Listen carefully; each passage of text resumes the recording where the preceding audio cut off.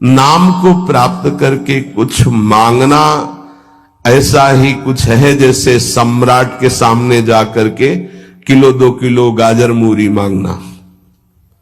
क्यों? क्योंकि ये माया जनित कोई भी वस्तु मांगोगे तो विलंब तो हो ही जाएगा भगवत प्राप्ति में, और इसका क्या महत्व है? ये तो पूर्व प्रारब्ध व सुख दुख आते रहते हैं, इनको मांगने की जरूरत नहीं। मांगो तो सीधे प्रभु को मांगो, संसार क्यों मांगो? संसार के मालिक को मांग लो, आप मिलो। ये तो अपने आप पीछे पड़ा रहेगा, पक्का समझो। मां की तरह माया दुलार करती है नाम जापक के।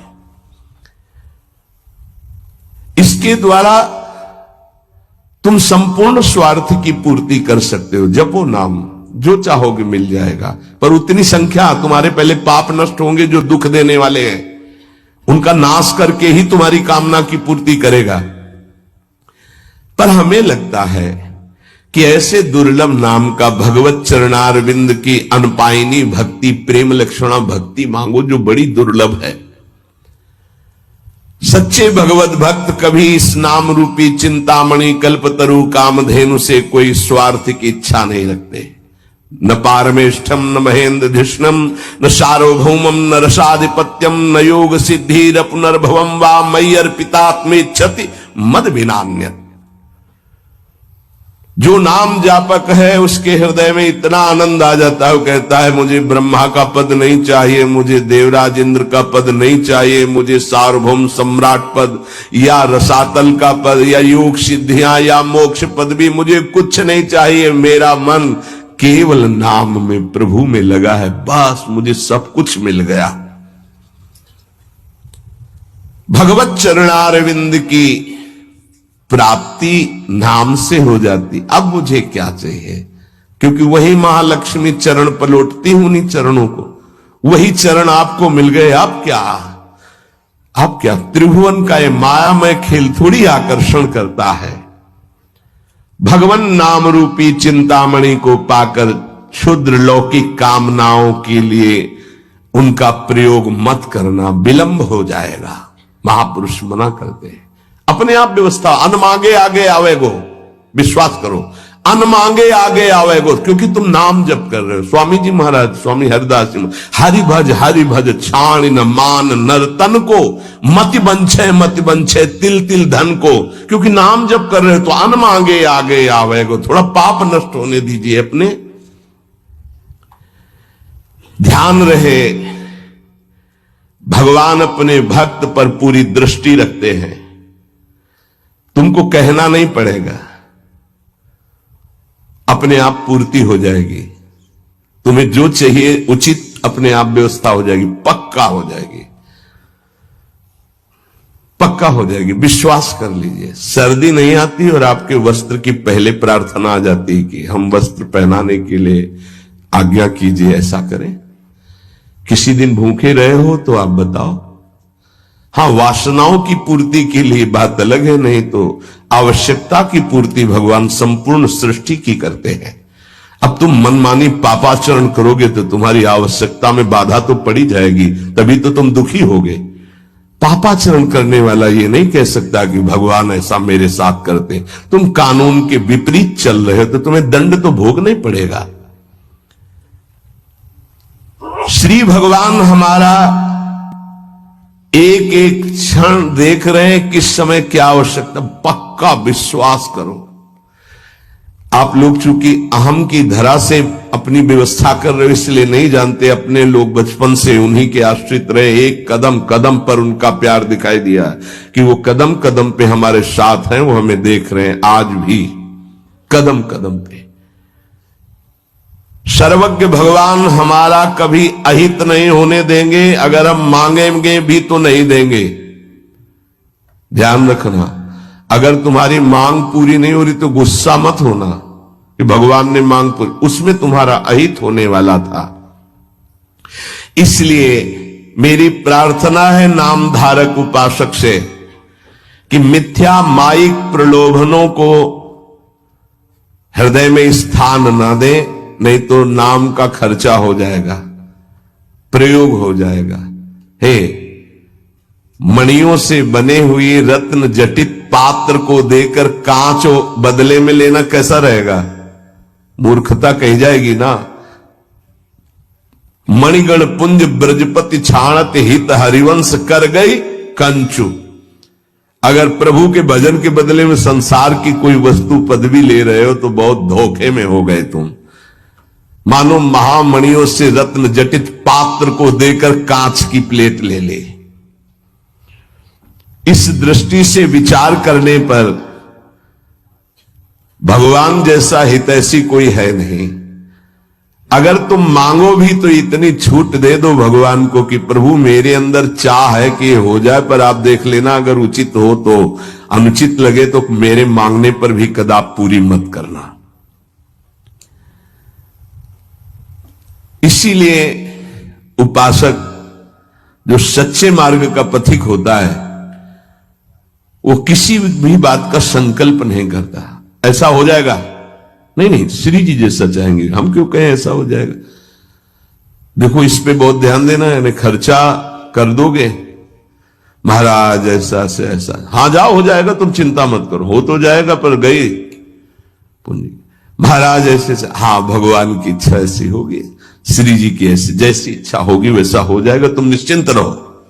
श्री जी की जैसी इच्छा होगी वैसा हो जाएगा, तुम निश्चिंत। सकामता तुम्हारी वाणी से भी नहीं आनी चाहिए। अरे जाओ सब ठीक हो जाएगा। हां तो अगर तुम्हारे पास है वो पूंजी तो ठीक तो हो ही जाएगा। क्या सांसारिक कामनाओं की पूर्ति होना, सांसारिक रोग ठीक हो जाना, ये कोई ठीक होना है? क्योंकि अंततोगत्वा शरीर तो छूटेगा ही, मरना तो पड़ेगा ही। तो हमको जीते जी वो शरीर प्राप्त कर लेना जो दिव्य भगवान के धाम में सेवा में जाए, इसके पीछे मत पड़ो। ये तो छूटेगा ही, आज नहीं तो कल छूटेगा। ये मिला है ऐसी कमाई कर लो भजन की कि दिव्य आत्मा बन जाओ, महात्मा बन जाओ, भगवत चरित्रों का पान करके भगवत लीला में प्रवेश पा जाओ। इसलिए भगवान का नाम, प्रभु का नाम, यही हमारा साधन है, यही हमारा साध्य है। हम अधिक से अधिक इस महाधन को गुप्त रखें और बढ़ाते रहें, अपने आप सब दिव्यताएं आ जाएंगी। बिल्कुल चिंता नहीं करना, आपकी रक्षा सुरक्षा व्यवस्था सब यही नाम करेगा। एक प्रसंग आता है, बड़ा विचारणीय विषय है कि बाल गोविंद की रक्षा माता यशोदा, हां समस्त गोपियों के साथ भगवान के नाम से भगवान की कर रही। प्रसंग आता ना, मैया यशोदा, शायद वो तृणावर्त प्रसंग में है, तृणावर्त प्रसंग में है, क्योंकि उड़ा के ले गया था, फिर उसका वध किया, जब मिल तो उठाकर गोद में लाई और भगवान के नामों से भगवान की रक्षा कर रही। ये बड़ा मंगलमय प्रसंग है। नाम जापक को नाचना चाहिए कि हमारे हृदय में जो गुरुदेव ने नाम दिया वो भगवान की रक्षा की जाती है, उसी नाम के बल से भगवान की रक्षा के। तो फिर हम अपनी रक्षा के लिए क्या चिंता करें, नाम हमारी जिह्वा पे, ये नाम को बसाओ। प्रार्थना है हर समय। ये मत सोचो उपांशु से वाचिक से 10 गुना, उपांशु उपांशु से 10 गुना 100 गुना मान, ये सब अपना विषय नहीं, ये सब दिमाग लगाने वालों को विषय। अपना विषय है, नाम नहीं भूलना चाहिए। यदि अंदर से नाम छूट रहा है तो हम जोर से उच्चारण, राधा वल्लभ श्री हरिवंश, राधा वल्लभ श्री, हमें नाम नहीं छोड़ना, पकड़ना। राधा वल्लभ श्री हरिवंश, राधा वल्लभ श्री हरिवंश, हमें पकड़ना है। भीड़ में है, कोलाहल में है, नाम नहीं चल रहा, बड़ी ऐसी अंदर विक्षेप वाली बात आ रही तो राधा वल्लभ श्री हरिवंश, राधा वल्लभ श्री हरिवंश, राधा। हम नाम जब मतलब अंदर से समझ लो, जीवन का परम साधना का सबका सार हर समय नाम। जो नाम पकड़ लिया वो सिद्ध हो गया। करह के महान सिद्ध बाबा रामदास जी महाराज, उनके दर्शन भी हुए, बड़ा सौभाग्य था।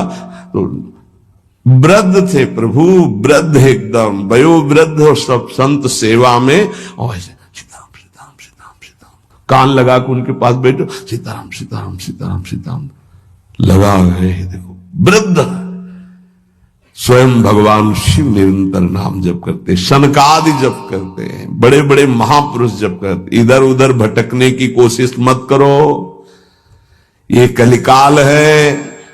कोई भी ज्ञान टिकाऊ नहीं है बुद्धि में, कभी भी फिसला सकती माया। उसमें दृढ़ता आनी चाहिए और कुछ नहीं। जितनी उपासना मिली है वो सर्वोपरि है। इसके सिवा हमें और कोई मार्ग और कोई बात और कोई चिंतन नहीं। ये दृढ़ता, चाहे प्राण चले जाएं, चाहे जितना कष्ट दिया जाए, हम अपनी निष्ठा से ना हटे। प्रकृति जनित कष्ट, विकार जनित कष्ट, मन जनित कष्ट, दैवी आपदा जनित कष्ट, बहुत प्रकार के कष्ट हैं। जो धर्म को कष्ट सहकर धारण करता है वही वास्तविक धर्मात्मा है। इसीलिए धर्मात्माओं की बहुत टोलियां नहीं होती हैं। कोई विरला जो प्राण समर्पित किए हुए हर कष्ट को सहता हुआ धर्म का पालन करता है, वही महापुरुष होता है। वही निष्ठावान, जगत मंगल करने की सामर्थ्य रखता है। सच्ची मानिए, महापुरुषों ने अपार कष्ट सहा है। जब उनके पावन चरित्रों को पढ़ो तो अपनी भक्ति का जो भाव है वो बहुत ही लघु और सारहीन लगता है कि हमारे में कहां भजन है, वो कहां है वो निष्ठा हमारे अंदर। प्राणों को पुष्प की तरह न्यौछावर कर दिया अपने धर्म पालन के लिए, अपनी उपासना के लिए, अपनी निष्ठा के लिए प्राणों की आहुति दे दी और आह नहीं किया और जय ही मनाया। आपकी जय हो हे प्रभु, आपका ये जो विधान है ये मुझे परम मंगल सुखदायी है। मतलब दिमाग कहा नहीं करता। जब महापुरुषों के चरित्रों का अवगाहन करो तो रोने की सिवा और कोई रास्ता नहीं दिखाई देता। क्यों हो ऐसे महान कष्टों को गले लगाकर मुस्कुराते हुए प्राणों की आहुतियां दे दी केवल धर्म के लिए। इतिहास भरा हुआ है ऐसे महापुरुषों से। हम उपासना के मार्ग में चलते हैं, थोड़ा भी कष्ट नहीं सह सकते। प्राकृतिक दैवी आपदा इनकी बात नहीं कर रहा, केवल इंद्रियों की विलासता। रसेंद्री अच्छे अच्छे पदार्थ पाना चाहती, जनेन्द्री शरीर भोग करना चाहती, श्रवणेन्द्री मनोरंजन सुनना चाहती, एक एक इंद्री प्रकृति के सुखों को भोगना चाहती। जहां नाम मात्र केवल है, सुख नहीं है। लाख प्रवचन करे, लाख प्रवचन सुने, इंद्रियां और मन अपनी ही दशा में रहती। सोचो उन महापुरुषों को जिन्होंने, ये तो बहुत छोटी बात है सहना, भीषण यातनाएं दी गई उनके शरीर में कि आप अपने धर्म को छोड़ दीजिए। यातनाओं को हंसते हुए स्वीकार कर लिया। चित्त व्यथित हो जाता है कि प्रभु आपका विधान केवल महापुरुष ही सह सकते हैं, वही समझ सकते हैं, नहीं तो प्रश्नवाचक चिन्ह खड़ा हो जाएगा। आप कहां थे जब ऐसा हो रहा था? तो आप कहां थे? आपका व्रत है, करो सदा तिनके रखवारी। महिमा सुनी है, सीम की चाप सके को ताशु, बड़ रखवार रमापति। फिर ऐसा, पर वो प्रश्नवाचक चिन्ह शरणागति अधूरी कच्ची होने के कारण होती है। उन महापुरुषों का अपना अस्तित्व ही नहीं रह जाता है, केवल स्वयं भगवान ही बैठे होते हैं। तब